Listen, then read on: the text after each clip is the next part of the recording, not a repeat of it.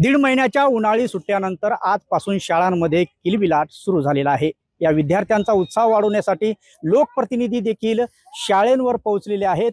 आपण सध्या आहोत नांदेडच्या नायगाव तालुक्यातील घुंगराळा येथे। आपण पाहू शकतो की या शाळेवर देखील नायगाव विधानसभा मतदारसंघाचे आमदार राजेश पवार हे पोहोचलेले आहेत। सकाळपासूनच ते अनेक या मतदारसंघातील शाळांना भेटी देत आहेत आणि विद्यार्थ्यांचा उत्साह वाढवत आहेत। आपण राजेश पवार यांच्याशी बातचीत करूयात। काय सांगाल, सकाळपासून आपण अनेक शाळांना भेटी दिल्यात, विद्यार्थ्यांचा उत्साह कसा आहे? अनेकांचा तुम्ही स्वागत केलेले विद्यार्थ्यांना। आज खूप मला आनंद झाला। आज ही दुसरी शाळा आहे ज्याला मी भेट देतो आणि शाळेचा पहिला दिवस हा विद्यार्थ्यांच्या आयुष्यामध्ये खूप महत्त्वाचा असतो। एक उत्सुकता असते त्यांना। एवढी सुट्टी त्या ठिकाणी मजा करून सुट्टीमध्ये येतात।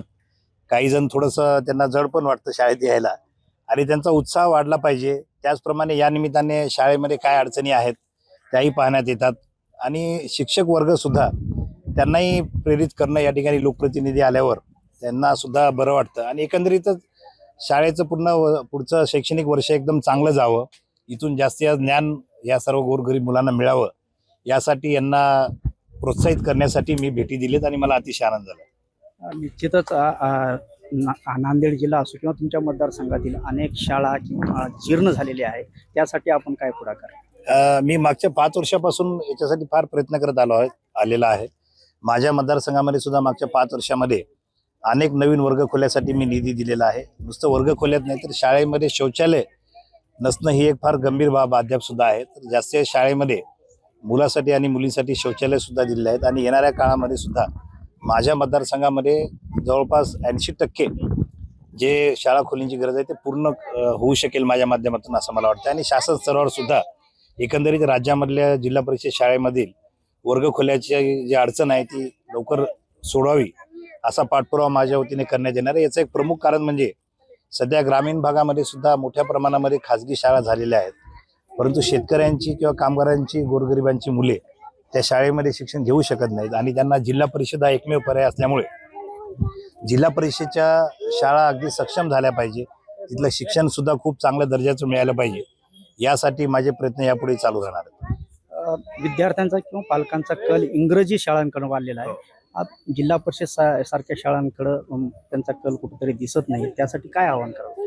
त्यासाठी खरं तर मराठी शाळेमध्ये इंग्रजी विषय हा चांगल्या पद्धतीने शिकवला जावा।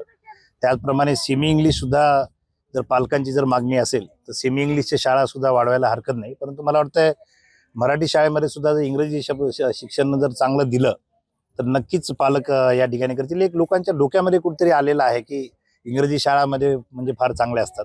तुम्ही जर बघितला तर जे मोठे मोठे अधिकारी आहेत, व्यावसायिक आहेत मागच्या पिढीतले, यांचं सगळ्यांचं शिक्षण जिल्हा परिषद शाळेतून झालेलं आहे आणि जिल्हा परिषद शाळेमध्ये सुद्धा खूप चांगल्या प्रकारे शिक्षण मिळतं।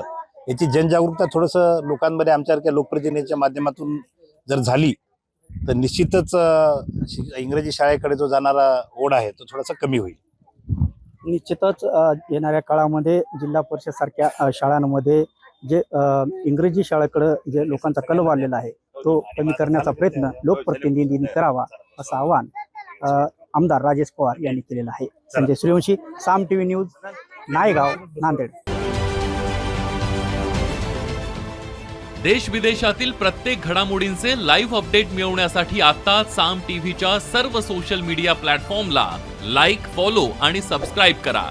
तसंच सर्व नोटिफिकेशनसाठी बेल आयकॉन प्रेस करायला विसरू नका।